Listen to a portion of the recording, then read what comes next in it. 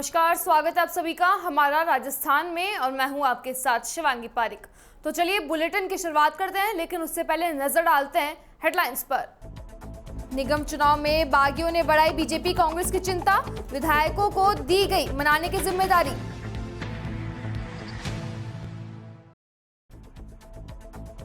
विधायक द्वारा भेजे प्रतिनिधि मंडल से वार्ता व आश्वासन के बाद में सफाई कर्मियों का धरना हुआ स्थगित।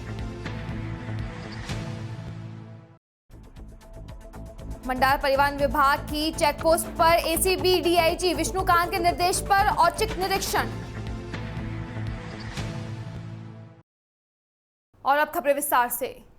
शहरी सरकार के मतदान को लेकर सूबे की सियासत में पारा परवान पर है और राजनीतिक कवायदों का दौर भी जारी है। इसी बीच नामांकन वापसी के पहले दिन बीजेपी कांग्रेस पार्टी से बागी होकर चुनावी मैदान में टाल ठोकने वाले प्रत्याशियों को मनाने के लिए मान मनुवाल का दौर चलता रहा। दरअसल पार्टी से टिकट नहीं मिलने के चलते जयपुर हेरिटेज और ग्रेटर में कई वार्डों में बागी के रूप में प्रत्याशी चुनावी मैदान में टाल ठोक रहे हैं, जो हार जीत का समीकरण बिगाड़ सकते हैं। सुबह 10:30 बजे से शाम 6 बजे तक नामांकन वापसी का समय था। गुरुवार को दोपहर 3 बजे तक नामांकन वापसी का दिन है। दोनों ही पार्टियों ने विधायक और बड़े नेताओं को बागी प्रत्याशियों को मनाने की बागडोर में है, जिसके उनकी एसीआर तय होगी। पार्टियों को उम्मीद है कि गुरुवार को नामांकन वापसी के अंतिम दिन कई वार्डों में बागी के रूप में चुनावी मैदान में टाल ठोकने वाले प्रत्याशी अपना नामांकन वापस ले सकते हैं। आज के समय में ऐसा कोई काम नहीं है जिससे हमारी बेटियां नहीं कर सकती।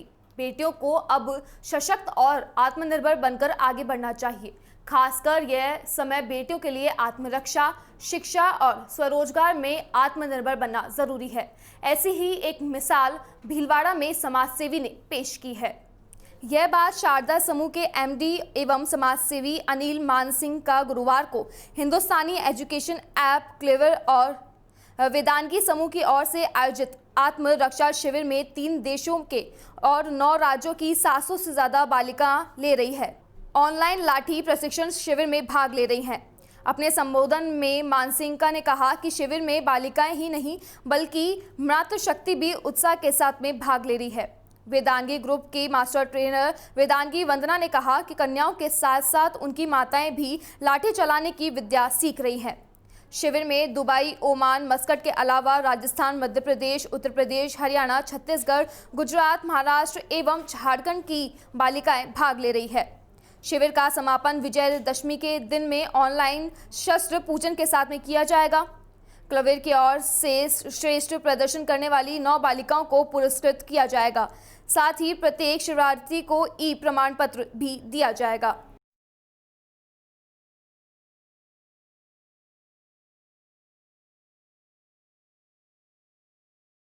जैसा कि आप सबको पता है, क्लेवर इन जो शारदा ने प्रोग्राम बनाया था एजुकेशन के लिए, अभी हमने नवरात्रा में उसके अंदर लाठी चलाने का प्रशिक्षण दिया बालिकाओं को।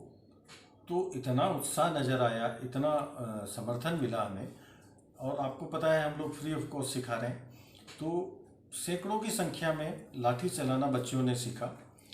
हिंदुस्तान के 18 प्रदेशों से, छत्तीसगढ़, महाराष्ट्र, सब जगह से उसमें शामिल थे और 3 विदेश से बच्चियां भी शामिल हुई, ओमान से, दुबई से और एक कुवैत से। और इन सब बच्चियों ने लाठी चलाने का प्रशिक्षण लिया। ये प्रशिक्षण दशहरे पे ख़त्म हो रहा है। हम सबको उनका सर्टिफिकेट भी देंगे। प्लस हम जो बच्चियां नवरात्रा के बाद में जब प्रशिक्षण पूरा हो जाएगा और अपना खुद की लाठी चला के वीडियो अपलोड करेगी, उसमें से जो बेस्ट 9 बच्चियाँ हैं उनको हम लोग सोने के गणेश जी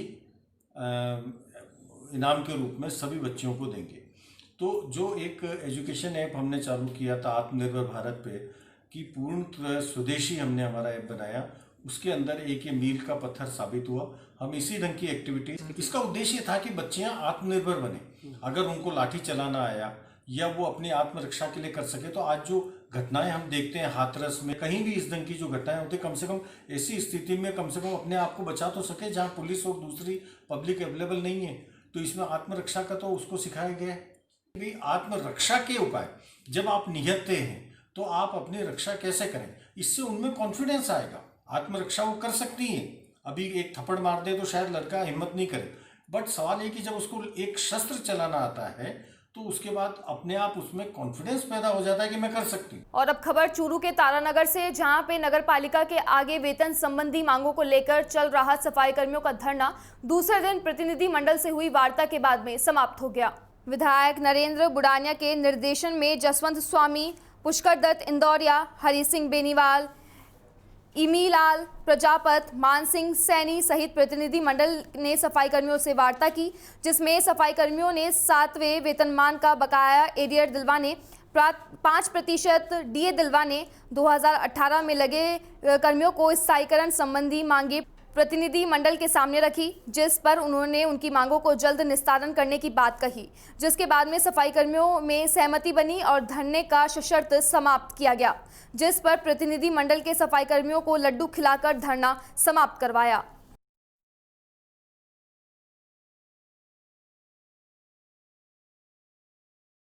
कर्मचारी हड़ताल पे थे।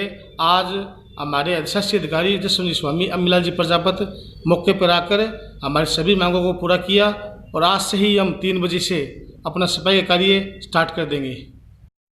नगर पालिका तारानगर के सफाई कर्मचारियों का सांकेतिक धरना चल रहा था। उनकी कुछ वाजिब मांगे थी, जिनमें उनका कोई सैलरी का मामला था, एरियर का मामला था, 7वें वेतन आयोग का मामला था। और इस बात का जो ही हमारे विधायक नरेंद्र जी बुडानिया के संज्ञान में ये बात आई तो उन्होंने हम सब आदेशित किया था, पुष्कर जी को, अमिलाल जी को, हरि सिंह जी को, समूह जी को, मान सिंह जी को, नेता प्रतिपक्ष आरता कुमार जी को और अन्य हमारे जो भी साथी थे कि आप भाई सफाई कर्मचारियों से मिले, ईओ साहब से मिलो और उनकी जो वाजिब मांगे हैं वो हल करवाओ। तो हम आज सभी हमारी पूरी टीम बुडानिया जी के निर्देशन में उनके आदेशानुसार नगर पालिका आए, सफाई कर्मचारियों से वार्ता की, ईओ साहब से वार्ता की, उसमें सकारात्मक रिजल्ट आया है। जो सफाई कर्मचारी थे उनकी वाजिब मांग थी, जैसे 2 साल से पूर्व 17 कर्मचारी नौकरी में लगे थे, उनका स्थायीकरण का मामला था, उनकी तनख्वाह का मामला था, एरियर का मामला था। ईओ साहब से मिलकर ईओ साहब ने सभी उनकी बातों पर सहानुभूतिपूर्वक विचार करके उनकी सभी बातें मान ली और उनके मौके पर ही उनका निस्तारण कर दिया। तो मैं अधिशासी अधिकारी और हमारे पूरे साथियों को सबको बहुत बहुत धन्यवाद देना चाहता हूँ। और हमारे साथी हरि सिंह जी, उन्होंने सबको समझाया, तो सभी कर्मचारी और स्टाफ में तालमेल बैठ के और ये पूरा मामला का आज निपटारा हो गया और सफाई कर्मचारियों ने आज अपनी हड़ताल है वो समाप्त कर दिए। इसके लिए मैं हमारे एमएलए साहब को बहुत बहुत धन्यवाद देना चाहूँगा। और इससे पूर्व मैं जब चेयरमैन था तो 2013 में 1 करोड़ 13 लाख रुपए जून माह में मैं लेके आया था और उस 1 करोड़ 13 लाख का हमने नगर पालिका की साधारण सभा में ये बिंदु रखा था कि ये जो 1 करोड़ 13 लाख रुपए है वो सिर्फ जो सफाई कर्मचारी है उनके कल्याण के लिए, उनकी सेवानिवृत्ति पे या किसी भी तरह की कोई विपदा हो उनमें ये भुगतान होना था। लेकिन पिछले बोर्ड ने उनका पूरा का पूरा जो राशि थी वो निर्माण में खर्च कर दी, इसलिए आज ये थोड़ी बहुत दिक्कत आ रही है। इसके लिए मैं मेरे सभी साथियों को बहुत बहुत धन्यवाद देना चाहूँगा और हमारे एमएलए साहब ने इस मामले को निपटारा किया, व्यापार मंडल के अध्यक्ष अमिलाल जी ने अहम भूमिका निभाई, उन सबको मैं बहुत बहुत धन्यवाद देना चाहूँगा। थैंक यू, बहुत बहुत धन्यवाद। और अब खबर सूरतगढ़ से, जहां पे थर्मल के निकटवर्ती ग्राम पंचायत सरदारपुरा खड़ता के राजकीय उच्च माध्यमिक विद्यालय में जिला पुलिस प्रशासन द्वारा महिला अत्याचार व लैंगिक शोषण के खिलाफ आवाज कार्यक्रम का आयोजन किया गया। जिला प्रशासन द्वारा इस कार्यक्रम के तहत महिलाओं पर हो रहे अत्याचार, बलात्कार, यौन शोषण के खिलाफ कार्यक्रम में जानकारी दी गई। थाना अधिकारी राम कुमार लेगा ने बताया कि इस कार्यक्रम में महिलाओं के प्रति बढ़ रहे अत्याचारों व महिला अधिकारों के प्रति जागरूक किया गया। इस दौरान सूरतगढ़ थाना अधिकारी राम कुमार लेखा, ग्राम पंचायत सरदारपुरा खड़ता के सरपंच सुनील सारण सहित उच्च माध्यमिक विद्यालय के स्टाफ, ग्राम पंचायत के अन्य सदस्य व बड़ी संख्या में महिलाएं एवं गणमान्य नागरिक उपस्थित थे।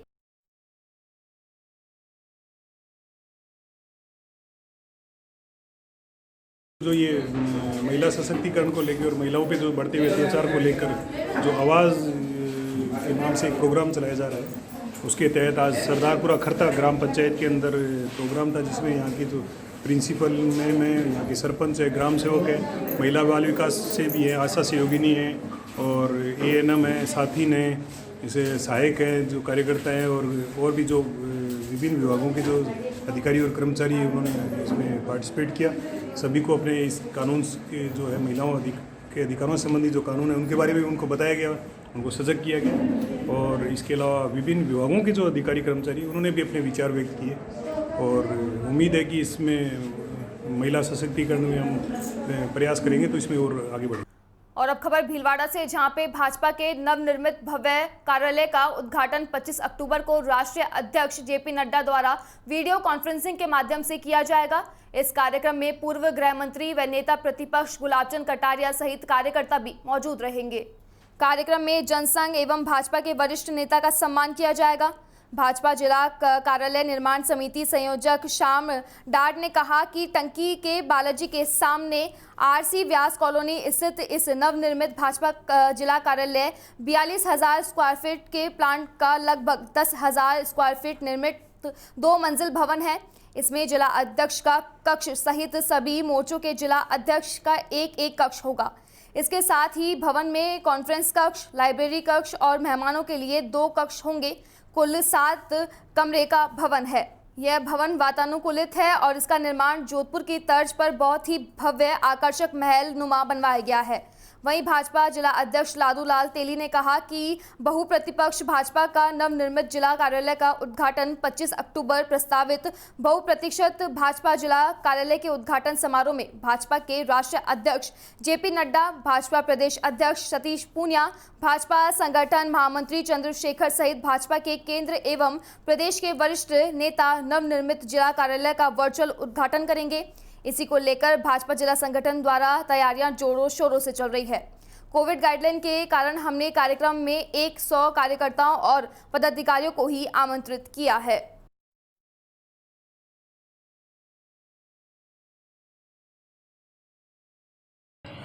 भारतीय जनता पार्टी जिला भीलवाड़ा का अपना स्वयं का जिला कार्यालय का उद्घाटन 25 अक्टूबर रविवार विजयादशमी के दिन होने जा रहा है और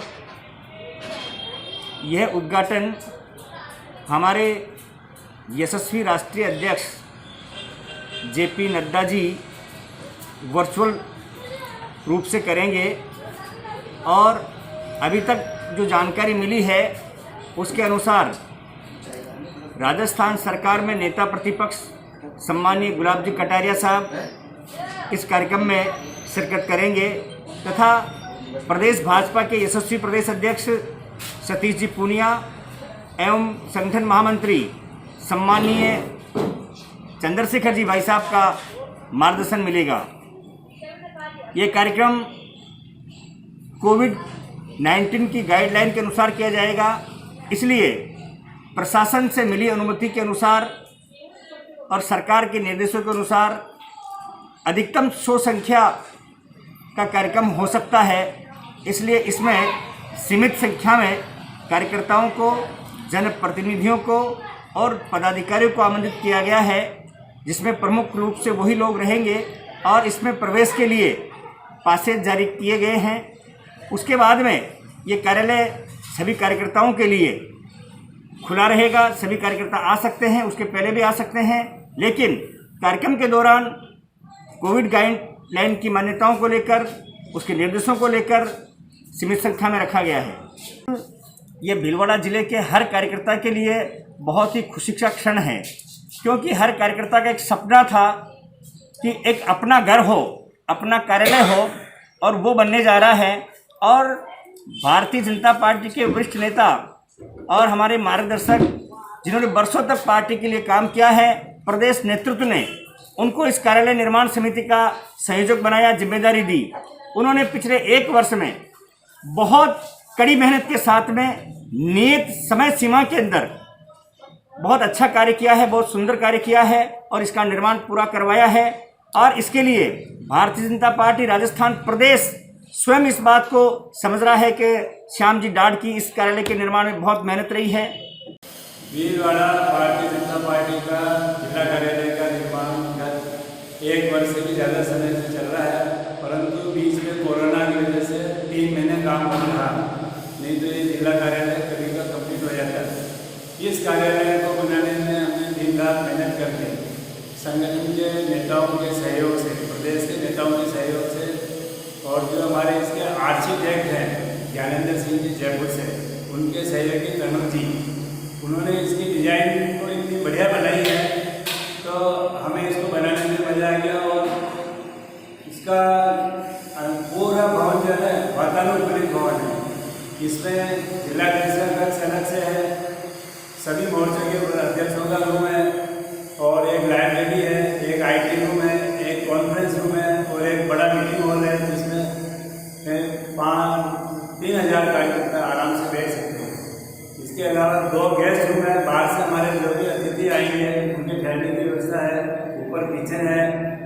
तो इस प्रकार मिला करके 10,000 स्क्वायर फीट में ये भवन को निर्मित हुआ है, और संपूर्ण ऐसी वातानुकूलित भवन है। परंतु ये कार्य इतना बढ़िया हुआ है कि इसके मुकाबले राजस्थान में कोई कार्यालय नहीं है। इस कार्यालय की जो डिजाइन बनाई गई है धौलपुरी और जयपुर के राजा महाराजाओं के महलों को मिला करके बनाई गई है, जो एक पूरे राजस्थान में भाजपा के लिए उदाहरण की बात है। ऐसा सर्व भवन कहीं नहीं बना है जैसा भीलवाड़ा में बना है। और अब खबर झालावाड़ जिले से, जहां पे श्रीमोली में पहाड़ी पर स्थित मां अन्नपूर्णा का मंदिर श्रद्धालुओं की आस्था का केंद्र है।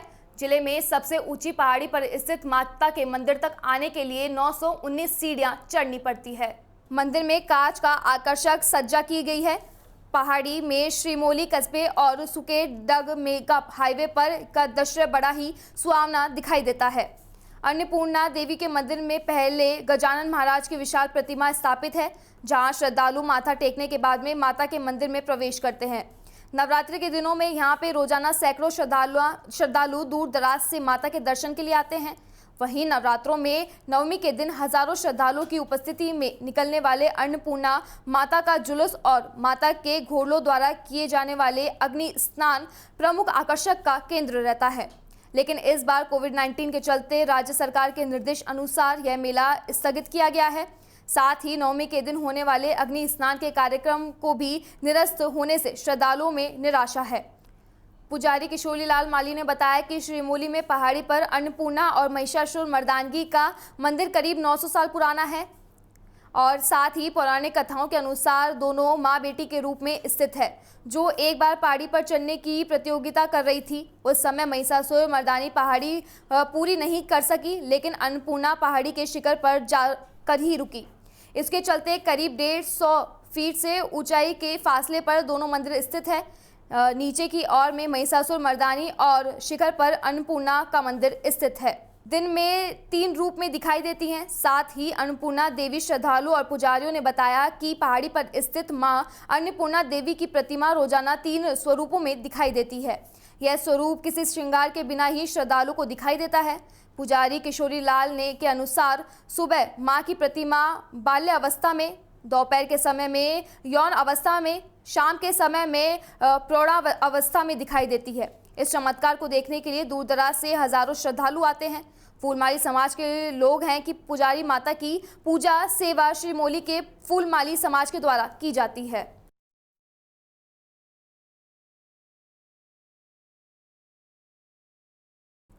और अब खबर 12 से, जहां पे केलवाड़ा थाना अधिकारी लक्ष्मीचंद बैरवा के नेतृत्व में कोरोना के प्रति चलाए जा रहे अभियान के तहत आज केलवाड़ा थाना में पुलिस के जवानों ने केलवाड़ा का कस्बे में जाकर आम लोगों एवं दुकानदारों को जागरूक किया। इस प्रकार से कोरोना से बचा जा सकता है, इसकी संपूर्ण जानकारी पुलिस के जवानों ने कस्बे वासियों को दी।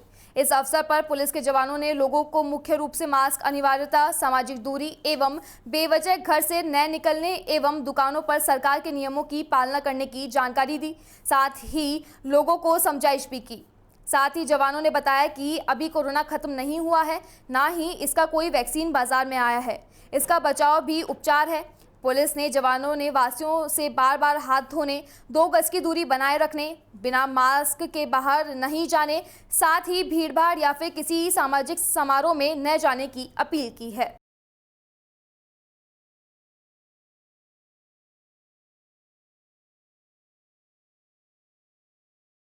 और अब खबर श्री गंगानगर के घरसाना से, जहां अनाज मंडी में CCI द्वारा सीधा कॉटन मिल में नरमा की धर्म कांटे पर तुलाई को लेकर आक्रोशित मजदूरों ने कृषि उपज मंडी में प्रशासन को ज्ञापन देकर अनिश्चितकालीन धरना शुरू कर दिया है।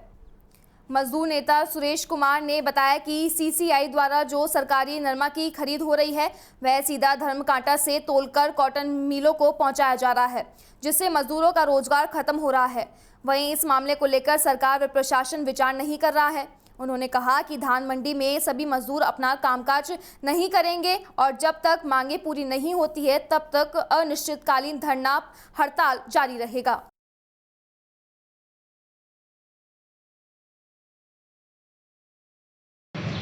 श्री गंगानगर के गड़साना अनाज मंडी में धान का तोला मजदूर यूनियन के द्वारा आज विरोध प्रदर्शन किया जा रहा है। किन मांगों को लेकर विरोध किया जा रहा है, हमारे साथ धान का तोला यूनियन के पदाधिकारी जो हैं वो यहाँ मौजूद हैं। सुरेश जी, क्या मांग की गई है आप?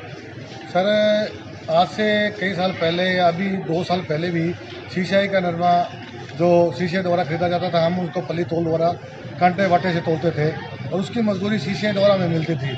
लेकिन इस बार सरकार का ये कहना है कि जो भी तुलाई है वो धानकों को या तोलों को नहीं मिलेगी, सीधा ट्राली कांटे होगी और उसको खाली कर दिया जाएगा और उसकी कोई मजदूरी मजदूर को नहीं मिलेगी। जिस प्रकार आज धरना आपके द्वारा लगाया गया है, तमाम धान का तोला यूनियन के जो मजदूर हैं या पदाधिकारी हैं वो यहाँ शामिल हैं, तो आगे की जो रणनीति अगर आपकी ये मांग को नहीं माना जाता है तो क्या रहेगी?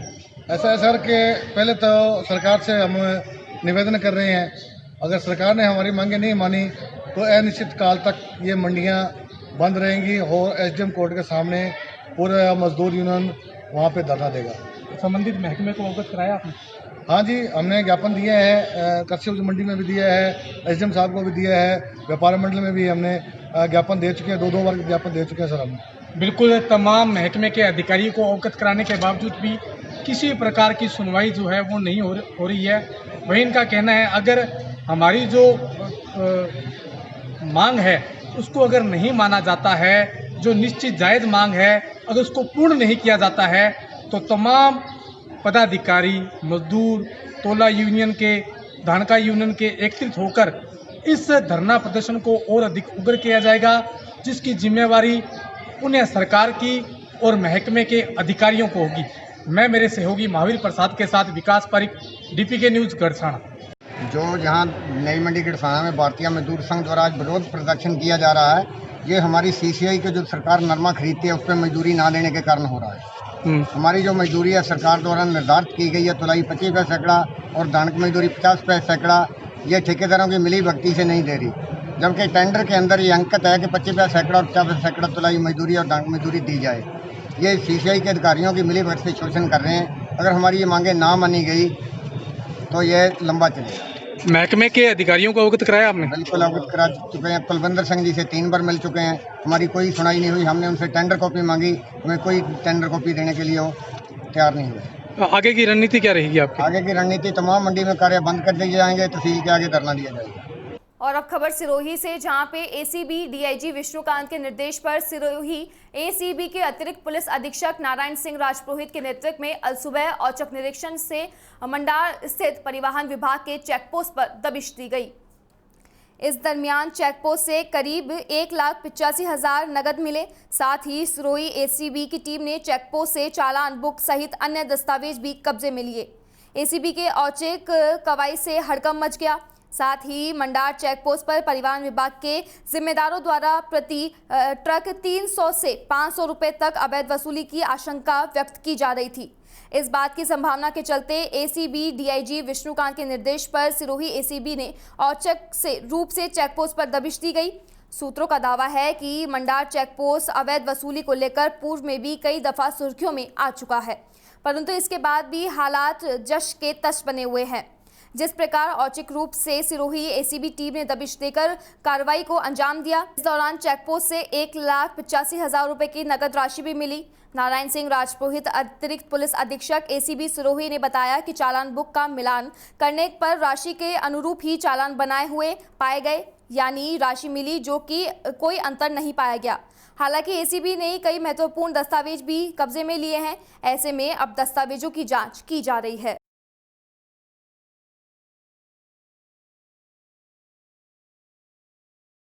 लिखित और वैसे भी शिकायत आ रही थी कि एक ड्राइवरों से अवैध रूप से राशि वसूली जा रहा है। तो इसकी सूचना उच्च अधिकारियों को अवगत कराई गई और उनके निर्देश से आज ये आकस्मिक चेकिंग की है। इसमें जो राशि मिली है इनका जो दस्तावेज है इनसे मिलान किया जाएगा चालान वगैरह से और उसके आधार पर आगे कार्रवाई की जाएगी। और अब खबर चूरू के तारानगर से, जहां पे वार्ड नंबर 28 के कोटड़ी कालदान वासियों द्वारा वार्ड में पीने के पानी नहीं पहुंचने को लेकर जलदाय विभाग के आगे धरना दिया गया। वार्ड वासियों के अनेक बार लिखित में जलदाय विभाग को सूचित किया, परंतु किसी प्रकार की कोई कार्रवाई नहीं की गई और वार्ड वासियों द्वारा परेशान होकर धरना दिया गया। वार्ड वासियों की मांग है कि नई पाइपलाइन डालकर पानी पहुंचाया जाए, अन्यथा आंदोलन को और तेज किया जाएगा और विभाग के आगे भूख हड़ताल की जाएगी। धरने पर वार्ड के सदस्य नरेंद्र सिंह, सुमेश सिंह, अजमल सिंह, करतार सिंह सहित दर्जनों की संख्या में वार्डवासी धरने पर बैठे।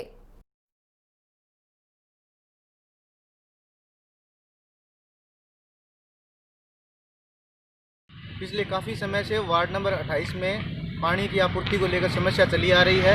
हमने काफ़ी बार जलदाय विभाग को ज्ञापन देकर अवगत करवाया है कि वार्ड में पानी की समस्या है, पर जलदाय विभाग ने अभी तक किसी प्रकार की सुनवाई नहीं की है।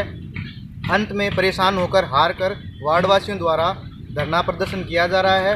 मेरा वार्डवासियों की तरफ से जलदाय विभाग को सूचित किया जाता है कि अगर जल्द से जल्द मांगों की पूर्ति नहीं की गई तो जलदाय विभाग के सामने जो धरना चल रहा है उसको उग्र किया जाएगा, वह भूख हड़ताल की जाएगी, वह आंदोलन को बढ़ाया जाएगा। फिलहाल हमारा राजस्थान में बस इतना ही। आप देखते रहिए DPK न्यूज़। नमस्कार।